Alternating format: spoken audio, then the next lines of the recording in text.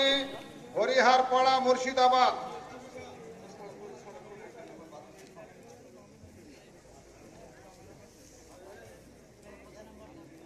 বেরান ইসলাম, এবারে আপনাদের সম্মুখে ওই হুফাজগণকে পেশ করছি যারা পূর্ণ কোরআনকে নিজের সিনাতে মাহফুজ করে নিয়েছে।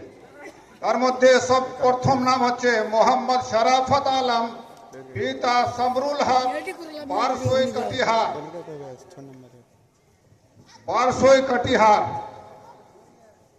দ্বিতীয় নম্বরে নাম আছে হাফিজ মোহাম্মদ গোলাম কিবরিয়া, পিতা ইবরাতুল্লাহ, খালতিপুর।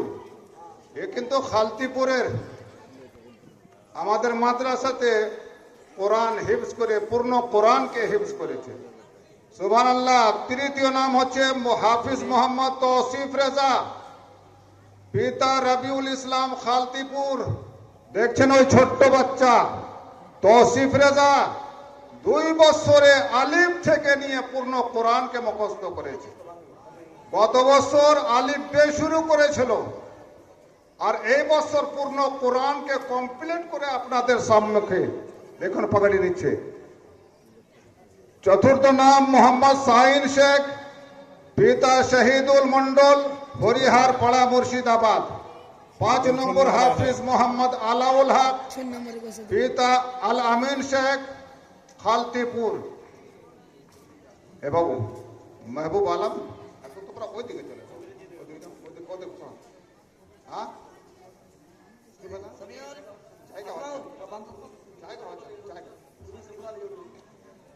कुर्रा हजरत इधर आओ, करीब है, इधर जाओ। कारी लोग इधर आ जाओ, कुछ लोग इधर आ जाओ, कारी लोग इधर आ जाओ। हाँ, 6 नंबर हाफिज मोहम्मद सदीकुल इस्लाम, पिता अलीमुद्दीन, खालतीपुर। बिरादर इस्लाम, हजरत साहब ने असतज़ाए किराम को पगड़ी दिया और हम लोगों की जानिब से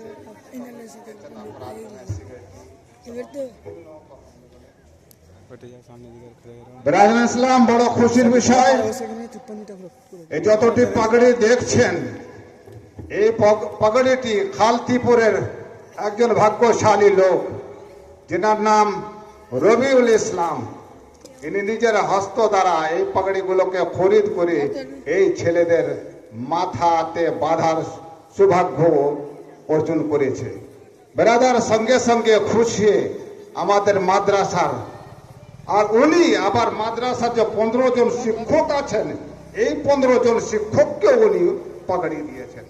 তাই আমি অনুরোধ করব আমার শিক্ষকদের যে আপনারাও সেই পাগড়ি নিজের মাথায় বেঁধে নেন, খুব ভালো লাগবে, আর হাতে করে নিতে পারেন। আর শিক্ষকদের তরফ থেকে যা কমিটির লোক এই বছর আমাদের সঙ্গে মেহনত করেছেন, কমিটির লোকের বড় মেহনত, বড় পরিশ্রম, বড় মহাব্বতে যা কাজ করেছে, যার জন্য এই 40 জন ছাত্রকে আপনাদের সম্মুখে পেশ করতে পেরেছি। এই কমিটির লোক যদি সহযোগিতা না করত, এনারা যদি এই কষ্ট না করত, এই পরিশ্রম না করত, তাহলে এত বড় দল আপনাদের সম্মুখে পেশ করতে আমরা পারতাম না। তাই শিক্ষকগণের তরফ থেকে